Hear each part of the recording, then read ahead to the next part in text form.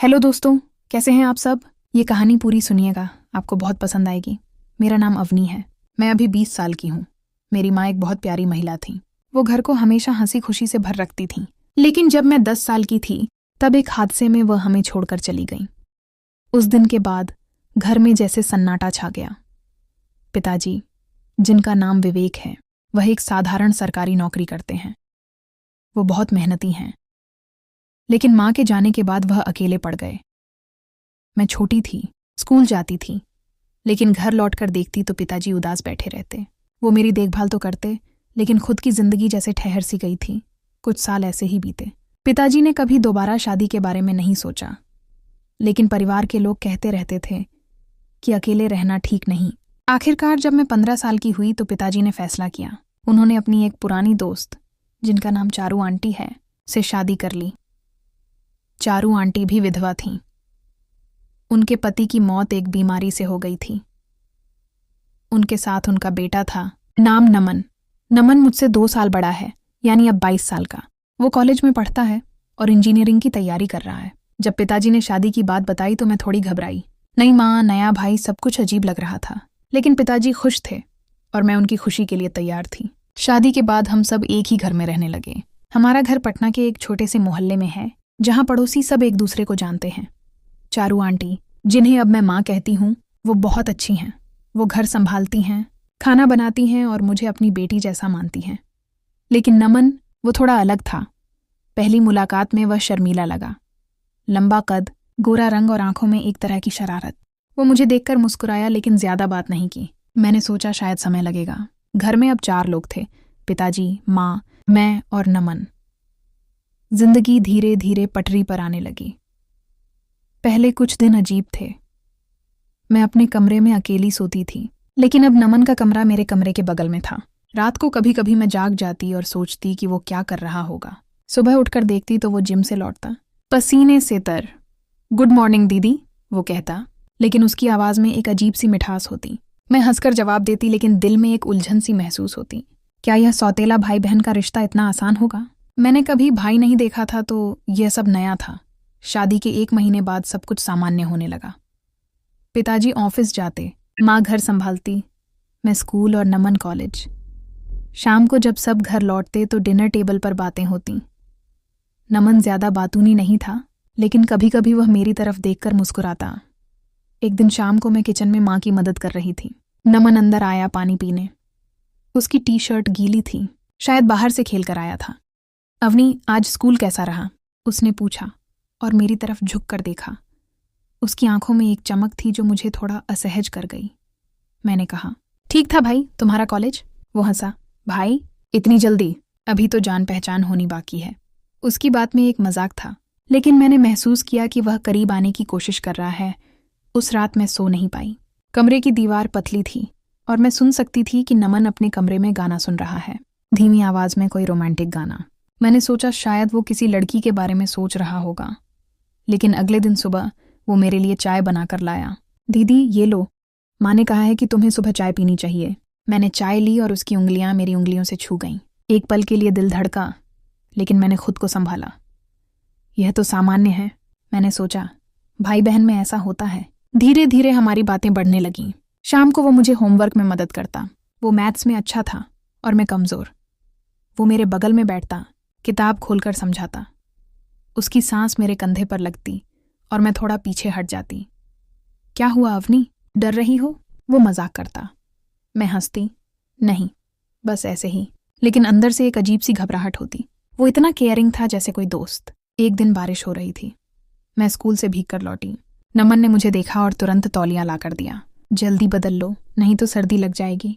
वो मेरे कमरे के बाहर खड़ा रहा जैसे इंतजार कर रहा हो। मैंने कपड़े बदले और बाहर आई तो वो मुस्कुराया। अब ठीक लग रही हो। उसकी तारीफ में एक गहराई थी जो मुझे सोचने पर मजबूर कर देती। समय बीतता गया। अब हम घर में ज्यादा समय साथ बिताते। रविवार को हम सब मिलकर फिल्म देखते। नमन हमेशा मेरे बगल में बैठता।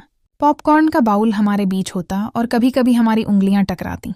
फिल्म में अगर कोई रोमांटिक सीन आता तो वो मेरी तरफ देखता, जैसे कुछ कहना चाहता हो, लेकिन वो चुप रहता।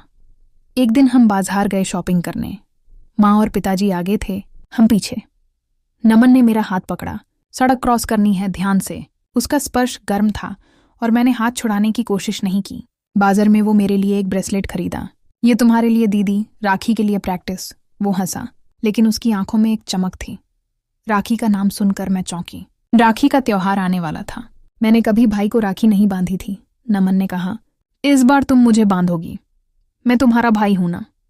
लेकिन उसकी आवाज में एक सवाल था, जैसे वो खुद को मनाना चाहता हो। उस रात मैं सोचती रही, क्या वो सच में भाई जैसा फील करता है या कुछ और। अगले दिन सुबह वो जिम से लौटा और मुझे देखकर रुका। अवनी, आज शाम को पार्क चलें, बातें करेंगे। मैंने हामी भरी। पार्क में हम बेंच पर बैठे। वो मेरी जिंदगी के बारे में पूछता रहा, मेरे सपनों के बारे में। उसकी आंखें मेरी आंखों में झांकती रहीं। हवा में एक ठंडक थी और वो मेरे करीब सरक आया। ठंड लग रही है? उसने पूछा। मैंने ना कहा, लेकिन दिल तेज धड़क रहा था। घर लौटकर मैंने डायरी में लिखा, नमन इतना अच्छा है, लेकिन कभी कभी लगता है जैसे वह कुछ छिपा रहा हो। माँ ने एक दिन कहा, नमन तुम्हें बहुत मानता है अवनी। वो कहता है कि तुम उसकी बहन हो। लेकिन मैंने देखा कि नमन रात को मेरे कमरे के बाहर खड़ा होता जैसे सुन रहा हो। क्या वो अकेला महसूस करता है? फिर राखी का दिन आया। घर में उत्साह था। माँ ने पूजा की थाली सजाई। मैंने नई ड्रेस पहनी और नमन भी सूट में तैयार था।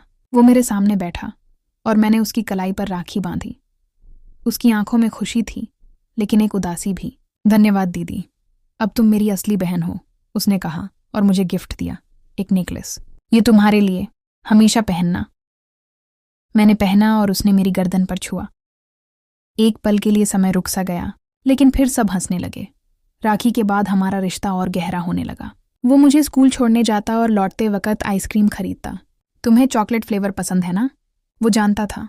एक शाम हम छत पर बैठे तारे देखते। वो मेरे कंधे पर सिर रखकर लेटा।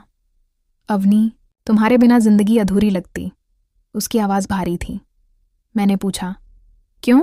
वो बोला, मुझे एक बहन की ज़रूरत है जो मेरे साथ हंसे, मजाक करे, राखी बांधे। लेकिन उसकी आंखों में कुछ और था, जैसे वो लड़ रहा हो। एक दिन स्कूल से लौटकर मैंने देखा कि नमन उदास बैठा है।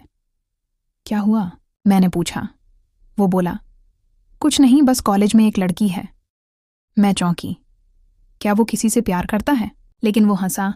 मजाक कर रहा हूं, तुम हो ना मेरे पास। वो मेरे करीब आया और गले लगा लिया। उसका गले लगाना भाई जैसा था, लेकिन लंबा। मैंने खुद को अलग किया, लेकिन मन में सवाल थे। कुछ महीने बाद पिताजी का ट्रांसफर हो गया। वो एक हफ्ते के लिए बाहर गए। घर में सिर्फ माँ, मैं और नमन। रात को माँ जल्दी सो जाती। नमन और मैं टीवी देखते। एक रात हॉरर मूवी लगाई। मैं डर गई और उसने मेरा हाथ पकड़ लिया। डरो मत, मैं हूं ना। उसकी पकड़ मजबूत थी। मूवी खत्म हुई तो वो मुझे कमरे तक छोड़ने आया। दरवाजे पर रुककर बोला, गुड नाइट अवनी, सपनों में मिलते हैं। मैंने दरवाज़ा बंद किया, लेकिन दिल नहीं मान रहा था। क्या यह सामान्य है? अगले दिन सुबह वो ब्रेकफास्ट बनाकर लाया, तुम्हारे लिए स्पेशल। हम साथ बैठे खाते। वो मेरी प्लेट में ज्यादा डालता, जैसे केयर करता हो। शाम को हम गार्डन में घूमे। वो फूल तोड़कर मेरे बालों में लगाया। तुम कितनी सुंदर हो। तारीफ सुनकर मैं शर्मा गई, लेकिन फिर सोचा, भाई तो तारीफ कर सकता है। एक दिन झगड़ा हुआ। मैंने उसकी किताब गलती से गिरा दी। वो गुस्सा हो गया। अवनी, ध्यान से। मैं रोने लगी। वो तुरंत आया, गले लगाया। सॉरी दीदी, मैं ऐसा नहीं हूं। उसका गले लगाना अब आदत बन गया था, लेकिन हर बार लगता जैसे कुछ और होने वाला है। समय के साथ नमन बदलने लगा। वो ज्यादा समय मेरे साथ बिताता। रात को कभी कभी वो मेरे कमरे में आ जाता। नींद नहीं आ रही, बात करें? हम घंटों बातें करते। उसके बचपन की कहानियां, वो मेरी आंखों में देखता रहता। एक रात बिजली चली गई। अंधेरा था। वो कैंडल लेकर आया।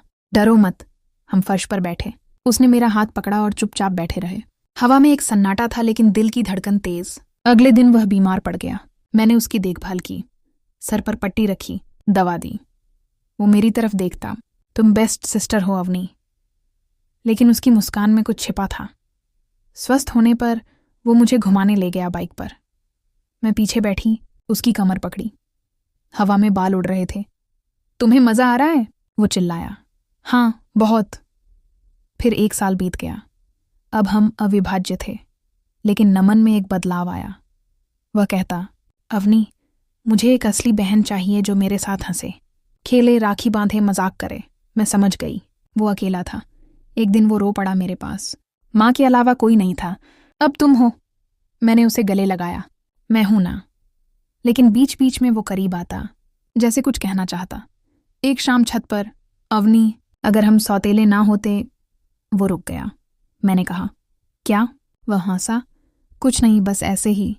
आखिरकार दिवाली आई, घर सजा। नमन ने कहा, इस बार हम भाई बहन की तरह मनाएंगे। हमने पटाखे फोड़े, हंसे। रात को वो मेरे पास आया।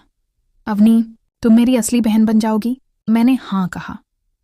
उसने एक राखी जैसा ब्रेसलेट पहनाया। अब हम सच्चे भाई बहन हैं। नमन को बहन की जरूरत थी। हंसी, मजाक, राखी, वो सब। और मैंने उसे वो दिया। हमारा रिश्ता अब पवित्र था, कोई उलझन नहीं। जिंदगी खुशहाल हो गई। तो दोस्तों, ये थी अवनी और नमन की कहानी। एक ऐसा रिश्ता जो सौतेलेपन से शुरू हुआ और सच्चे भाई बहन के प्यार तक पहुंचा। जिंदगी में कई बार रिश्ते हमें उलझन में डालते हैं, लेकिन प्यार और विश्वास हर सवाल का जवाब बन जाता है। उम्मीद है यह कहानी आपके दिल को छू गई होगी। अगर आपको ये कहानी पसंद आई तो प्लीज़ हमारे चैनल को सब्सक्राइब करें, वीडियो को लाइक करें, अपने दोस्तों और परिवार के साथ शेयर करें और नीचे कमेंट में बताइए कि इस कहानी का आपका फेवरेट हिस्सा कौन सा था। आपका एक कमेंट और लाइक हमारे लिए बहुत मायने रखता है। अगली कहानी तक अपने दिल में प्यार और भरोसा बनाए रखें। मिलते हैं जल्द ही एक नई कहानी के साथ। तब तक ख्याल रखें। हाँ, बेल आइकन दबाना ना भूलें।